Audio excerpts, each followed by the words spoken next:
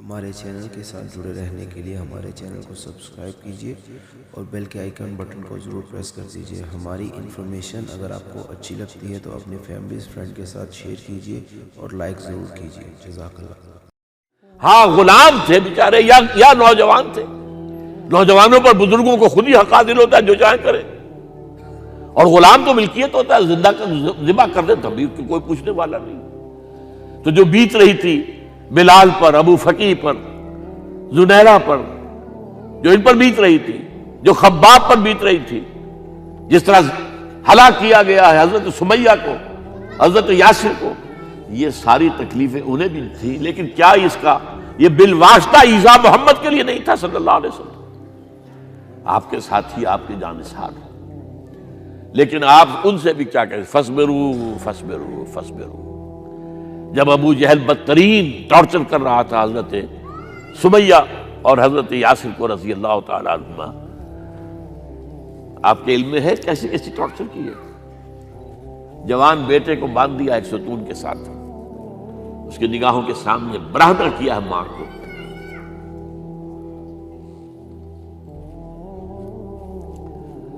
ہاتھ میں ایک مورتی ہے، جب تنگ آ گیا، ستا کر تنگ کر کے مار مار کے حضرت سمیہ ٹس سے مس نہیں ہو رہی، کہتا ہے تم ایک دفعہ کہہ دو سمیہ کہ ہاں اس مورتی میں بھی کچھ ہے، میں تمہیں چھوڑ دوں۔ انہوں نے تھوک دیا،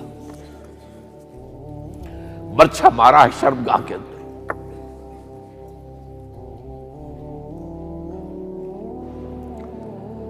کتنی تکلیف پہنچی ہوگی حضور کو، لیکن آپ گزر رہے، اصبروا یا آل یاسر فإن موعدکم الجنہ، اے یاسر کے گھر والوں صبر کرو، تمہارے استقبال کی تیاریاں ہو رہی ہیں جنت میں۔ یہ سیرت کوئی بناتا سناتا ہے؟ یہ سیرت یاسر کے ساتھ کیا کیا ہے؟ 4 اونٹ نر سانڈ، اور ان کے ساتھ رسے باندھ کر ایک رسے سے ان کا ایک بازو باندھا، ایک سے دوسرا بازو، ایک سے ایک ٹانگ، دوسرے سے دوسری ٹانگ، انہیں دوڑایا ہے کہ پرکھتے ہو جیسے قسم کے۔ یہ دین ایسے ہی قائم نہیں ہوا۔ عدل و انصاف کا نظام ٹھنڈے ٹھنڈے قائم نہیں ہوتا، گھر میں آرام سے بیٹھے ہوئے قائم نہیں ہوتا۔ اور سنیے، 3 برس شیب بنی ہاشم کے تو قید ہے، 3 برس، اور یہاں کی قید پر قیاس نہ کریں۔ یہاں تو جیل میں کھانے کو ملتا ہے، راشن ملتا ہے، جیسا بھی ملتا تو ہے نا، اور لیڈروں کے لیے تو class A class B class ہے، تو ان کا تو لیڈر تو لوگ جب آتے ہیں جیل کاٹ کر معلوم ہوتا ہے کہ شاید کسی صحت افزا مقام سے تشریف لا رہے ہیں۔ وہاں کیا تھا؟ ٹوٹل بائیکاٹ، ایک گھاٹی، ادھر پہاڑ ادھر پہاڑ، دونوں طرف جو ہے پہرے، کوئی کھانے پینے کی چیز اندر نہیں جائے گی، اور پورا خاندان بنی ہاشم، وہ بھی کہ جو ایمان نہیں لائے، وہ قبائلی زندگی تھی نا۔ بنو ہاشم چونکہ حضور کو پشت پناہی چھوڑنے کو تیار نہیں ہوئے، ابو طالب نے آخری وقت تک بھی ساتھ نہیں چھوڑا۔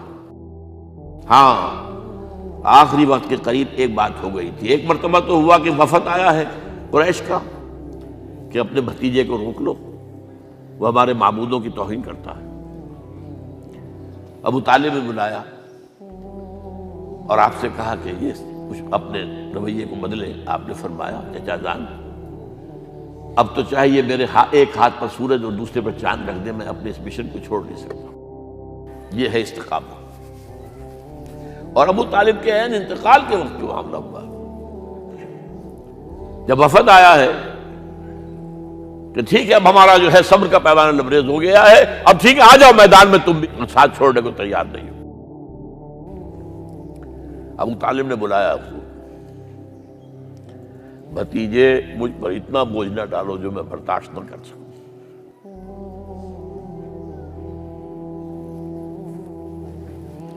حضور کی آنکھوں میں آنسو آ گئے۔ چچا جان اب تو یا یہ بات پوری ہوگی یا میں اپنے آپ کو ختم کر دوں، اسی میں ختم ہو جاؤں۔ بہرحال شیب بنی ہاشم میں 3 برس اس حال میں گزرے ہیں، ٹوٹل بائیکاٹ، کوئی کھانے پینے کی نہیں۔ کچھ لوگ تھے شریف النفس، مثلا حکیم بن حزام تھے رضی اللہ تعالیٰ، اور بعد میں ایمان لے آئے۔ حضرت خدیجہ کے وہ رشتے دار تھے، وہ پہاڑ پر چڑھ کر ایک طرف سے رات کی تاریکی میں، دونوں دروازے تو بند ہیں، پہاڑ پر چڑھ کر چوٹی سے نیچے اتر کے کوئی چیزیں کھانے پینے کی دے آئے تو دے آئے، بس صلی اللہ علیہ وسلم۔ کوئی اور ایک آدھ ہوگا ایسا۔ یہاں تک نوبت آئی ہے کہ بنی ہاشم کے یہ پھول جیسے بچے معصوم بھوک سے بلبلا رہے ہیں، اور اس کے سوا کچھ نہیں ہے کہ سوکھے چمڑے ابال کر اس کا پانی ان کے حلق میں ٹپکا دیا جائے۔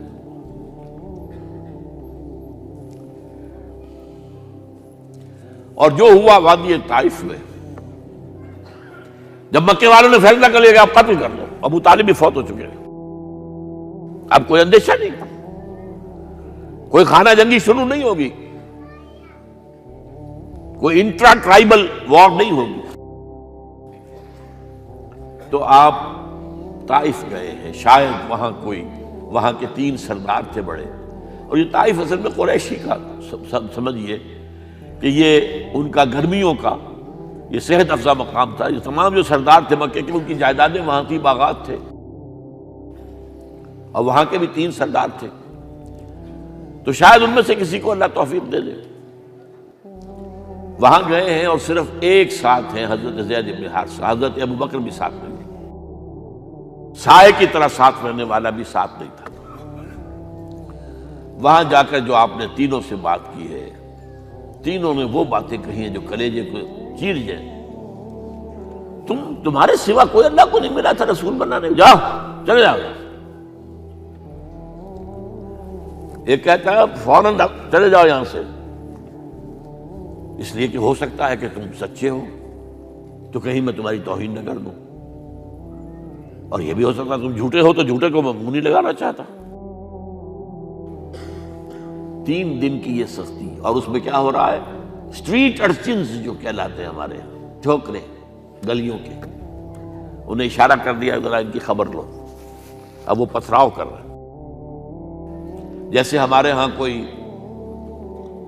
آ جاتا ہے، کوئی نیم پاگل یا کوئی اور کسی طرح کا مست قسم کا آدمی، اور اس کے اوپر چھوکرے چاروں طرف ہوں اور ستا رہے ہوں، یہ نقشہ تھا، اور طائف کی گلیاں تھیں، اور محبوب رب العالمین تھے۔ ادھر سے پتھر آ رہے ہیں تو زید بن حارثہ رکاوٹ بن گئے، لیکن پیچھے سے آ رہے ہیں، وہ کیسے روکیں گے؟ پیچھے جاتے ہیں تو ادھر سے آ رہے ہیں۔ جسم لہو لہان ہے، خون رس رس کر زخموں سے جوتیوں میں آ کے جم گیا ہے۔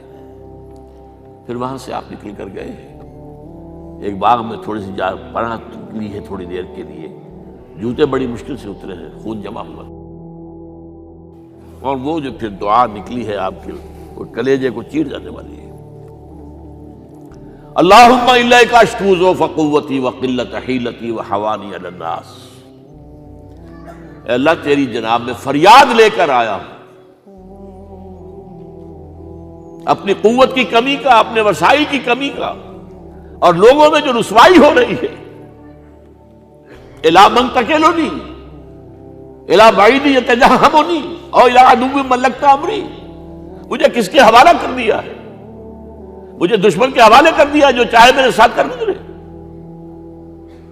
فریاد ہے کہ نہیں؟ بڑی زوردار فریاد ہے، بڑی زوردار، لیکن پھر مقام عبدیت کا ظہور ہوتا ہے۔ ان لم یکن علی غضبک فلا ابالی، اے اللہ اگر تو ناراض نہیں ہے، مجھے اندیشہ یہ ہو گیا کہ کہیں تو ناراض تو نہیں ہو گیا ہے، کہیں تو نے میرا ساتھ تو نہیں چھوڑ دیا ہے۔ اگر تو ناراض نہیں تو مجھے کوئی پرواہ نہیں، جو ہو سو سر تسلیم خواہ میں جو مزاج یار میں آئے۔ واپس آئے ہیں تو مکے میں داخل نہیں ہو سکتے تھے، وہاں تو قتل کا فیصلہ ہو چکا۔ باہر ہی آپ نے ڈیرا لگایا، زید بن حارثہ کو بھیجا، فلاں شخص کے پاس جاؤ کہ تم اگر امان میں لے لو محمد کو تو محمد آ جائیں، تمہیں تو میری یہ پوزیشن نہیں ہے، میں قریش کے مقابلے میں امان نہیں دے سکتا۔ دوسرے کے پاس بھیجا، اس نے بھی کچھ ایسے جواب دے دیا۔ تیسرے کے پاس جب گئے حضرت زید، مطعم بن عدی، اس نے کہا ٹھیک ہے میں امان دیتا ہوں محمد کو، وہ آ جائے مکے میں۔ حضور سے آگے کہا، حضور نے فرمایا نہیں، جا کر کہو آ کر لے کر جا۔ کیوں؟ کیا پتا اچانک جو ہے میرے داخل ہوتے ہی کوئی مجھ پر حملہ کرے، قتل کرے۔ وہ تو یہ کہہ سکے کہ ہمیں کیا پتا تھا کہ مطعم نے جو ہے امان دی ہے، I never knew it۔ اب یہ قبیلے کے اندر یہ ہوتا تھا کہ ایک نے امان دے دی، سب کی طرف سے امان۔ لہذا حضور نے فرمایا آ کر لے کر جاؤ۔ وہ اپنے 6 بیٹوں کو ہتھیار سجا کر لے کر آیا ہے، اور پھر لے کر گیا حضور کو، کہتا ہوا گزر رہا ہے راستے میں، لوگوں سن لو محمد میری امان میں ہے صلی اللہ علیہ وسلم۔ اس لیے آپ کو مکے کے اندر پھر 2-2.5 سال مزید رہنے کا موقع ملا ہے، اور اتنا بڑا احسان آپ نے مانا پھر مطعم بن عدی کا کہ غزوہ بدر میں جب 70 اسیر تھے قریش کے حضور کے پاس، تو آپ نے فرمایا تھا کہ اگر آج مطعم زندہ ہوتا اور وہ سفارش کرتا تو میں ان سب کو چھوڑ دیتا بغیر کسی فدیے کے۔ بہرحال یہ چند باتیں میں نے آپ کو بتائی ہے، باقی تو یہ کہ غار ثور ہے کیسی کیسی، اور پھر غزوہ بدر سے پہلے کی رات ہے، اور وہ آپ کا زندگی کا طویل ترین سجدہ ہے اس میں، جہاں تک یہ الفاظ بھی آپ نے کہہ دیا اللہ اگر کل یہ جو 313 یہاں جمع ہیں اگر یہ ختم ہو گئے تو پھر قیامت تک تیرا نام لینے والا کوئی نہیں ہوگا، میں آخری رسول اور میری یہ 15 برس کی کمائی ہے۔ اس پر کہا حضرت ابوبکر نے، وہ پیردار کی حیثیت سے کھڑے تھے، کہ حسبک حسبک حضور بس کیجئے بس کیجئے۔ بہرحال بدر ہے، احد ہے، زخمی ہوئے ہیں، دندان مبارک شہید ہوئے ہیں، خون اتنا بہا ہے کہ بے ہوش ہو گئے ہیں، اور خبر اڑ گئی ہے کہ آپ شہید ہو گئے۔ یہ سب کچھ، اور سب سے بڑھ کر حمزہ کی لاش سامنے آئی۔ کیسی لاش؟ ناک کٹی ہوئی ہے، کان کٹے ہوئے، پیٹ چاک کر کے کلیجہ چبایا ہوا ہے۔ کس طرح برداشت کیا ہوگا آپ نے؟ اپنے اوپر طاری کر کے دیکھیں، یہ حمزہ کون ہے؟ چچا ہے، دودھ شریک بھائی ہے، خالہ داد بھائی ہے، ساتھ کا کھیلا ہوا ہمجولی ہے، اور اس کی لاش ہے۔ جو قلب اطہر پر بیت رہی تھی وہ مدینے میں آ کر ایک بڑا ماحول بدلا ہوا تھا، تب وہ بات سامنے آ گئی۔ جب آپ مدینے واپس تشریف لائے ہیں تو ظاہر بات ہے کہ زیادہ انصار کے لوگ تھے جو شہید ہوئے تھے۔ بدر میں مہاجرین تو میرے خیال 4تھائی تھے نمبر کے اندر، 3/4 تو انصاری تھے۔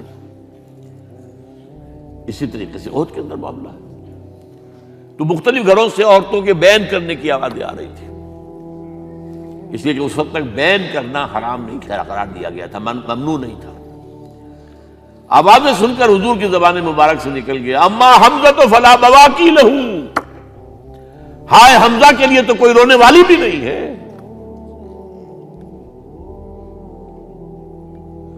اس پر پھر صحابہ نے، انصار نے اپنے ہاں کی خواتین کو حضرت صفیہ کے یہاں بھیجا، وہ سگی بہن تھی، وہاں انہوں نے جا کے بھی تعزیت کی بہن کی۔ غزوہ احزاب کا آپ نے سنی لیا،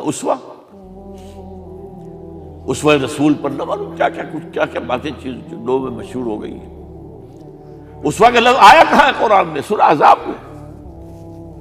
وہ اسوہ کیا تھا؟ جب خندق کھودنے کا فیصلہ ہوا ہے تو خندق کھود رہی ہے، حضور بھی لگے ہوئے ہیں، بھاری بھاری پتھر اٹھا کر کندھے پر لا کر باہر پھینک رہے ہیں، پتھریلی زمین تھی، ایک پتھر کسی سے ٹوٹا نہیں تھا، تو حضور نے جو ہے 3 دفعہ جو اس کے اوپر ضرب لگائی تب ٹوٹا ہے۔ لیکن یہ کہ کئی دن کے فاقے ہو چکے تھے، کھانے کو کچھ نہیں، پورا محاصرہ تھا، 12,000 کا لشکر گھیرے ہوئے، یہاں تک کہ آپ کو معلوم ہے کہ گھروں کے اندر بیت الخلا تو نہیں ہوتے، باہر جاتے تھے قضاء، اس کا کوئی امکان نہیں۔ شدید ترین آزمائش جو ہوئی ہے اس کا نتیجہ ایک طرف یہ نکلا کہ منافقین کا نفاق ان کی زبانوں پر آ گیا. قرآن مجید میں ہے یہ انہی آیات میں، ما وعدنا اللہ ورسولہ الا غرورا، ہمیں تو اللہ اور اس کے رسول نے دھوکہ دے کے مروا دیا. ہم سے کہا تھا کہ قیصر و کسریٰ کے خزانے تمہارے قدموں میں آئیں گے، اور حال یہ ہے کہ ہم رفع حاجت کے لیے باہر نہیں جا سکتے، کھانے کو کچھ نہیں. اس وقت کچھ صحابہ آئے ہیں حضور صلی اللہ علیہ وسلم سے، دیکھیے فاقے سے کمر دوہری ہوئی جا رہی ہے، ہم نے اپنے پیٹوں پر پتھر باندھے ہوئے، چادروں کے ساتھ پتھروں کسا ہوا تاکہ کمر سیدھی رہے. حضور نے اپنا کرتا مبارک اٹھا کر دکھایا، 2 پتھر بنے. یہ ہے اسوہ، یہ ہے آپ کی سنت، آپ کا اسوہ حسنہ. لیکن اس اسوہ حسنہ سے فائدہ کون اٹھا سکتا ہے؟ لقد کان لکم فی رسول اللہ اسوۃ حسنۃ لمن کان یرجو اللہ والیوم الآخر وذکر اللہ کثیرا. اسوہ تو اپنی جگہ ہے، قرآن میں ہدایت سب کے لیے، ھدی للناس، لیکن فائدہ اٹھائیں گے صرف متقین، ھدی للمتقین ہے سب کے لیے. اسوہ سب کے لیے ہے، لیکن استفادہ وہی کر سکے گا جو 3 شرطیں پوری کرے: اللہ اور یوم آخر پر ایمان، اور اللہ کا ذکر کثرت کے ساتھ. بہرحال یہ میں نے آپ کے سامنے اس حوالے سے رکھا ہے. یہ اسوہ جو ہے حضور کا، یہ ہم پر اتمام حجت ہے. دیکھیے نوٹ کیجئے، پوری نوع انسانی پر اتمام حجت، اسلام کا نظام عدل اجتماعی جو قائم کر کے دکھا دیا، حجت قائم. اسے انگریزی میں کہتے ہیں اٹس ڈویبل، کیا جا سکتا ہے، یہ کام ہو سکتا ہے. اس لیے کہ زمین پر قدم بقدم چل کر یہ انقلاب آیا، محنت سے آیا، مشقت سے آیا، ایثار سے آیا، قربانیوں سے آیا، تکلیفیں جھیل کر آیا، صبر و مصابرت سے آیا، استقامت و مقاومت سے آیا. یہاں پر معجزوں کی کار فرمائی نہ ہونے کے برابر ہے. یہاں دھوپ سے بچانے کے لیے کوئی اللہ نے صاحبان نہیں دیا، ظل اللہ علیکم الغمام، اور بھوک سے بچانے کے لیے من و سلوہ نازل نہیں ہوئے. غزوہ تبوک میں ایسا بھی ہوا ہے کہ 3 مجاہدین کا 24 گھنٹے کا راشن ایک کھجور،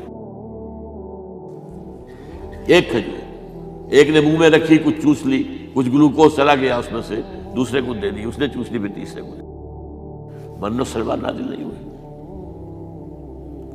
محنت، مشقت، ایثار، قربانی، صبر، مصابرت، استقامت، مقاومت، یہ ہے اسوہ رسول.